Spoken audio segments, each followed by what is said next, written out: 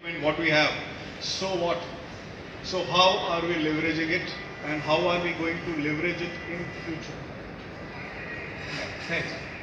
So I want to start with one question being put to the audience. What do you do for a headache? What's the kind of medicine do you take for a headache? In Indian parlance, we would probably take a crocin, which is a paracetamol. So headaches should only be solved with a paracetamol, not with chemotherapy.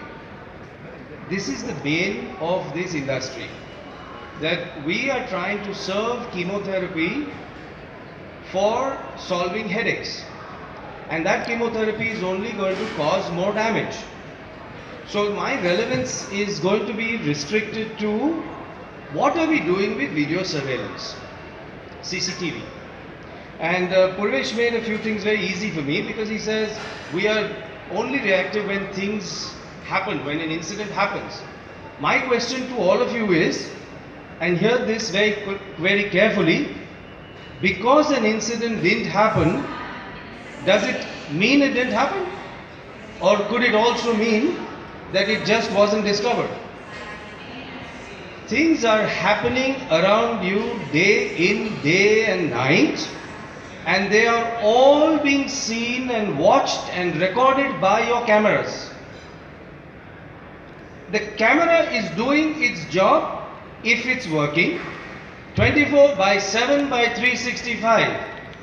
Unfortunately, you are not seeing what the camera has seen.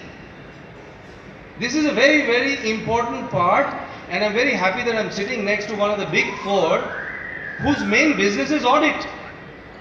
So why has nobody thought about auditing video as a SOP? Sorry? Purvesh was not there. Video has so much of rich information, both good and bad, and it's not just about security related. It's capturing huge amount of information, including body language of a person. But you are not seeing what the video is seeing. And why are you not seeing? Because there is no simple solution to see. There is only chemotherapy which is available until now. So I'm very proud to say that we are the world's first company that has developed the first VBAS. And a VBAS is a video backup and auditing system, which is a software that will make it possible for you to see 24 hours of video as an standard operating procedure in as little as 30 minutes a day.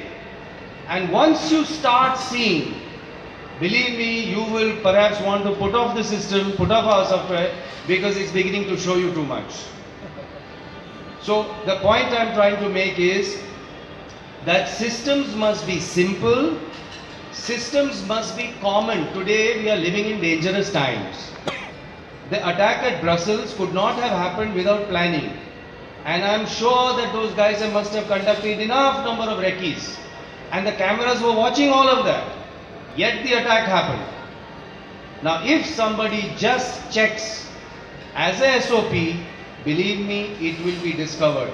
Remember, alerts will work well only in certain conditions. And more often than not, they're only laboratory conditions. Don't forget the human mind, the human analysis.